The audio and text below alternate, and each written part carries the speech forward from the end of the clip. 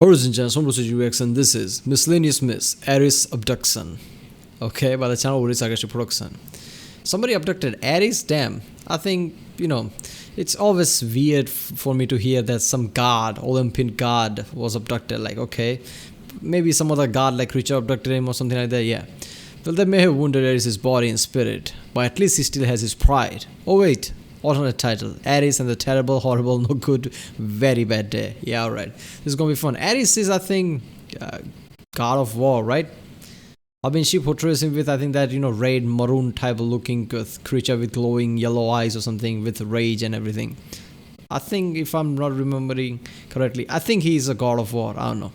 I think Athena's god of war too, right? I guess there are two god of wars, who knows? Yeah, remember, if you like my reaction, don't forget to like and subscribe. Check out the reaction. I did this link in the description. Check out the cast playlist because I upload lots of videos in 24 hours. So you might not have got a notification for some of them, so you might have missed some of them. Check out the playlist; it's all there. Check out the playlist too, like Internet Historian, CGP Grey, Real Life Rockers, Kazan in a Nutshell, Tier Zoo, History, and yeah, let's watch this one.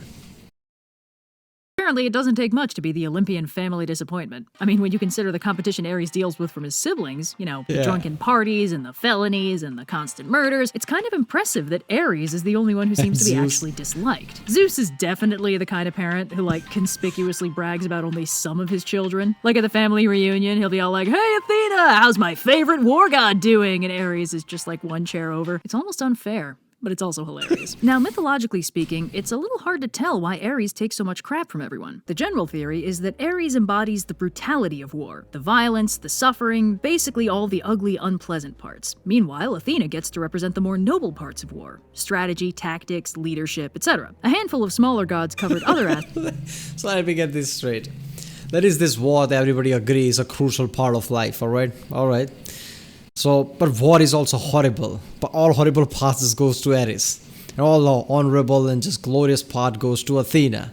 So Athena reaps all the benefits while Aries gets blamed for everything. Huh, isn't that something?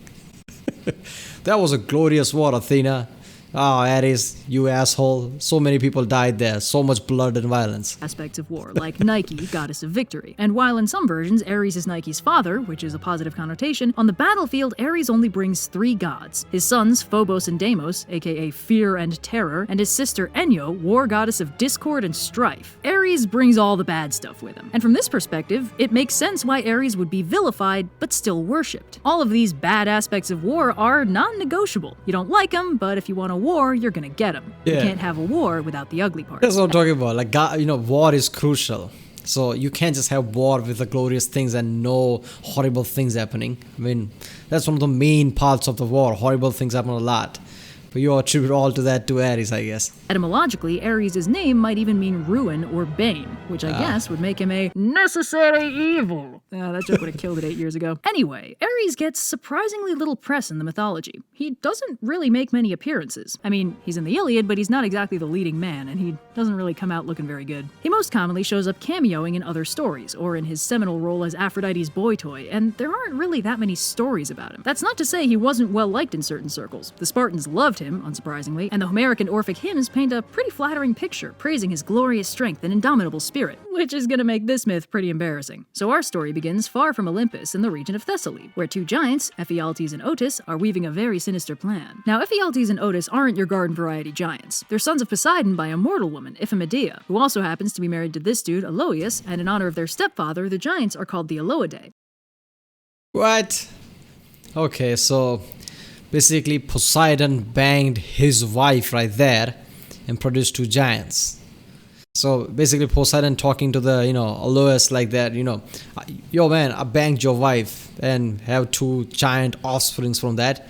But you know what? I'm going to name them after you. I'm going to call them the Aloidae or something like that. So we all got something from all of this. We all got it, right? Now, the Aloidae are sometimes credited as being bringers of civilization and were hailed as founders in the regions of Naxos and Askra. But none of that particularly matters right now, because the more important thing is that they're planning on kidnapping some goddesses to be their wives. Ephialtes has his eyes set on Hera, and Otis is enamored with Artemis. And I'm not here to critique anyone's kidnapping plan. Isn't waifu just means something that's not alive, but you just think as your wife some, I don't know, Japanese thing like that, like some game character or some kind of thing like that? Huh. But of all the goddesses you could have chosen, way to pick ones who are 100% guaranteed to not Yeah, I mean, Hera, I mean, wife of Zeus. I don't know what Zeus think of that, apparently. And obviously, Artemis, I'm not sure she'll be into things like that, as we found out in some of the videos. I'd be down with it. Anyway, the main problem the Eloidae are currently dealing with is that Olympus is pretty tall and hard to climb. And while the timeline is a little screwy, the last time a bunch of giants tried to storm Olympus, they all died, mostly from getting shot and hit by lightning. Tactically speaking, charging uphill is always a little dicey, and Mount Olympus kinda cranks that up to. Okay, why are there arrow involved? Zeus is just there, right? Zeus can just see what's happening there. Oh, lightning bolt, and that's it. 11. But the brothers hatch a plan to level the playing field a little, and the Olympians are very surprised one morning to find a whole stack of mountains on their That's Zeus. front lawn. The Eloidae are piling mountains on top of each other to reach the summit of Mount Olympus. I don't know why I'm thinking, look at that. I don't know why I'm thinking here, like, no other Olympians is there because they are doing that thing, wherever they are. Only Zeus is there because he's looking for next victim, I guess. Just sitting there, who to choose next? And then he suddenly sees mountains piling up. Mount Olympus. Obviously, the Olympians aren't down with that, and there's a bit of a scuffle. But when the dust settles and the giants run off, the gods notice that someone's missing. The giants have kidnapped Ares. Well, this is terrible. Awful. We have to do something. In 8 to 13 business months. Presumably not sure what else to do with him, the giants chain Ares up and lock him in a big bronze jar for an entire lunar year before their stepmother Erebos quietly contacts Hermes to let him know that Ares is stuck in her basement. Where did their stepmother come from? I thought they had stepfather. I assume there's no other way to file a divine noise complaint. Anyway, with nothing else on their schedule, Hermes and Artemis embark on a rescue mission to the Eloidae's lair. And while Hermes sneaks around the back to find Ares, Artemis, awkwardly props an elbow on the door and goes all, "Hello, boys. Looking for me?" So, after first getting over their shock at the presence of a real live girl in their man cave, Otis is overjoyed that his waifu of choice has made an appearance, but Ephialtes is jealous because his waifu hasn't, and the brothers start fighting. As the battle escalates, Artemis transforms herself into a deer and jumps between them. Not in a "boys, please, there's enough for me to go around" kind of way, more of a circular firing squad situation. When they throw their spears at her, she nimbly dodges out of the way, and they kill each other. With that problem handily solved, she and Hermes bust Ares out of the jar and head back to Olympus, presumably to roast him for the next 100 years. Oh yeah, that's true, isn't it? When it comes to war, obviously Ares is the more badass side, bad side of the war. So all the violence and rage and everything, anger. So that's what Ares. That's why she portrays him like this, all red and glowing yellow eyes. So that's what Ares is, badass, all filled with rage. And then he gets kidnapped like that. He had to be rescued like that. So everybody asks, can we say I rescued you? Years. Oh, and before we go, we have 2 new Olympian pins. It's Hermes and Ares. It's great. Ares is in a jar. He looks really cranky. It's really fun. Check him out. It's great. Yeah, that is great. This myth is fun because we only have really short versions, clearly referencing a longer version that have been well known at the time. Yeah, okay, yeah. The most detail we typically get is, remember that time Ares spent a whole year stuck in a jar? Yeah. Which means the only reason we know this story is it was basically an ancient Greek meme. Oh yeah, damn. That is something, man. Ares is like, oh, when I get out of this, I'm gonna burn everything inside, I guess.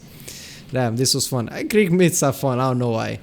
That maybe because, I played Assassin's Creed Odyssey and can basically know the name of gods and somewhat backstories from the game. So this all feels familiar. Maybe that's why I like it. I don't know. I think same with the Egyptian myths too. This is fun. Alright people, if you like my reaction, don't forget to subscribe, check out the reaction I did this and good reviews, and check out the cosmos, please check out the end cards. And if you want me to react to any video from the channel, there's so many videos. I don't know which one of them are really cool. So I guess comment down which miscellaneous myths should I react to next. Even the history videos. I do 2 from 2 every day, I guess. 1 history, 1 myth video. So yeah, I'll see you next time.